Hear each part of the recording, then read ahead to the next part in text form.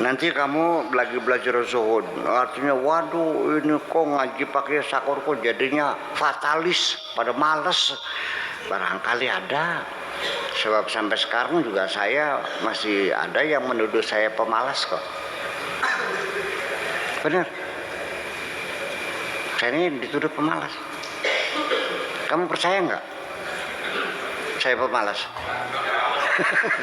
Nah, kalau saya seperti ini yang tidur saja 4 jam 3 jam setiap hari, muter tiap hari kemana-mana, tugas yang begini banyak sampai yang menemani pada kelenger dewek, ya maman kamu udah pada kelelahan menjeblos semuanya tuh. Ya, nah kalau cara hidup saya seperti ini dianggap malas, saya jadi bertanya, jadi kalau yang rajin seperti apa? Itu aja kok. Ya kan gitu. Itu aja kok. Jadi nggak usah dibantah. Begini supaya tidak terjadi bantah. Begini teori berdebatnya. Jangan pernah menyalahkan lawan bicaramu. Tapi yang penting coba ajukan pertanyaan yang jitu. Itu aja. Oke? Bisa nggak caranya gitu? Tidak menyalahkan kok. Salah, Anda nggak benar, jangan begitu dong. Itu nggak etis dong.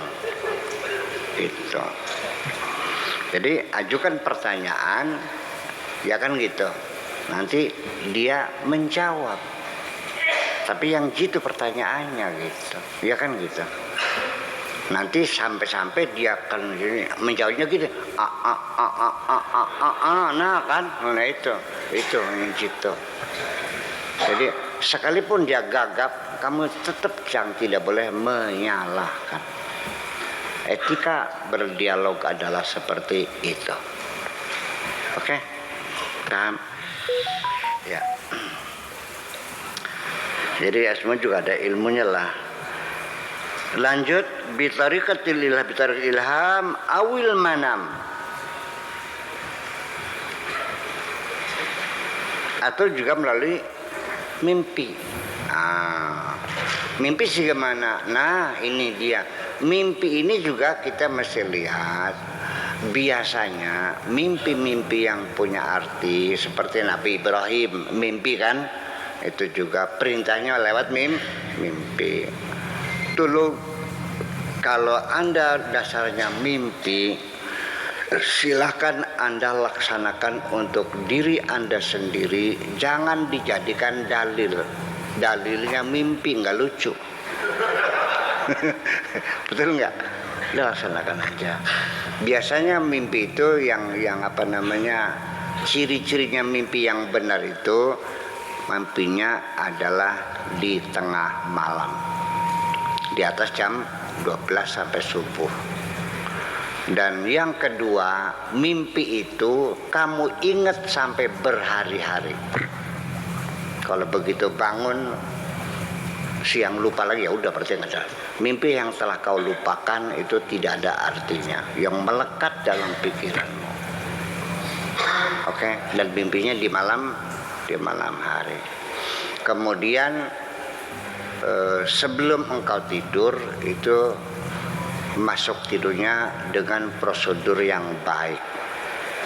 Artinya sholat isya sudah, berzikir sudah, dalam keadaan suci, sudah baca istighfar, kan begitu. Relaksasinya dengan berzikir sampai ketika masuk tidur dengan cara dengan dengan menggunakan pengantar tidurnya dengan berzikir. Allah sampai tertidur. Itu baru benar. Paham nggak? Jangan tidurnya sehabis maksiat. Habis pulang dari cangkingan ngimpi, jangan percaya.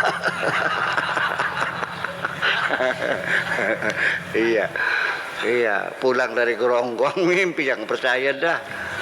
Belum junub lagi kamunya. Iya. Karena mimpi yang benar tidak akan masuk pada jasad yang kotor itu kok. Ya, gitu. Apalagi ditambah kami sedang berpuasa, apalagi itu aja.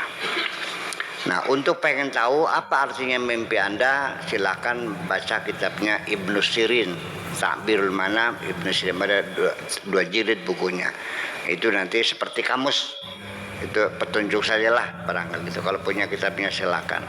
Nanti kalau mimpinya mimpi melihat topi, nanti itu bab topi, bikin topi, melihat topi, pakai topi, memakaikan topi, melihat topi jatuh, melihat topi terbang, melihat topi buruk, topi sobek, topi ini kan begitu, topi semua gitu. Bayi melihat orang melahirkan bayi, melihat orang bakal bayi ada, melihat bayi jatuh ada, terus gitu. Itu nanti cara seperti membaca kamus juga caranya begitu. Ibnu Sirin itu salah satu-satunya kitab mimpi yang paling populer semacam itu. Tetapi Sigmund Freud juga mengarang buku tentang mimpi sama, ya, psikoanalisis. Lalu nafiran mu'ridan an jami'il makhluqat. Kemudian juga orang yang zuhud ini menjauh, berpaling dari semua makhluk. Manjama'il nafiran mu'aradan, menjauh dan berpaling dari semua makhluk yang ada.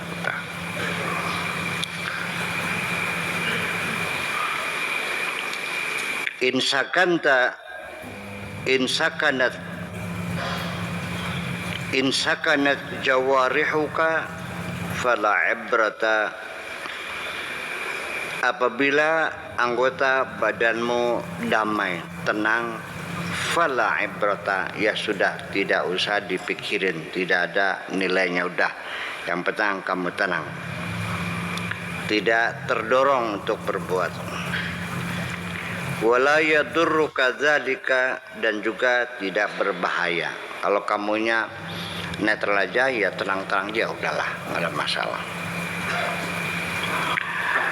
Al-ibratu bisukunil qalbi, yang didilai itu adalah ketenangan hati, bukan ketenangan fisik, tapi ketenangan hati.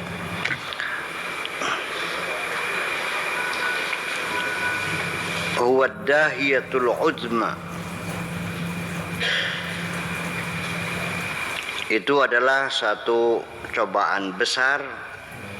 Sukunun laka, ketenangan yang ada pada dirimu, hatta tamuta nafsuka wa tabauka wa hawaka, sampai menunggu kematian nafsumu, watakmu dan hawa nafsumu, wa ma siwa maulaka, apapun selain Allah sudah mati semuanya, sudah tidak berdaya semuanya.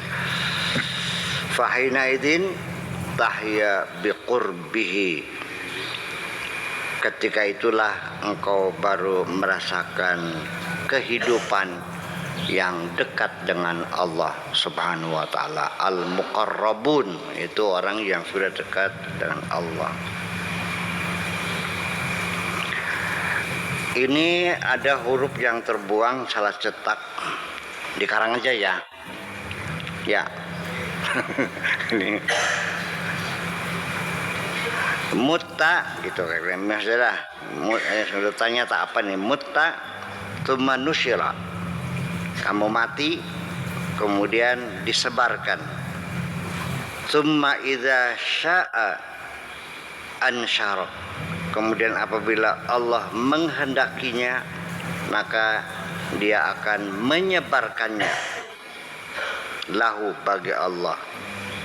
Raddaka ilal khalqi, Allah akan mengembalikan kamu ilal khalqi, kepada makhluk, kepada orang manusia. Litandura ma fi masalihihim, untuk kamu melihat apa yang menjadi kebutuhan manusia itu. Wa tarudduhum ilallahi, ini juga enggak ada tulisannya, hapus ya, ada komennya aja, dikarang aja ya.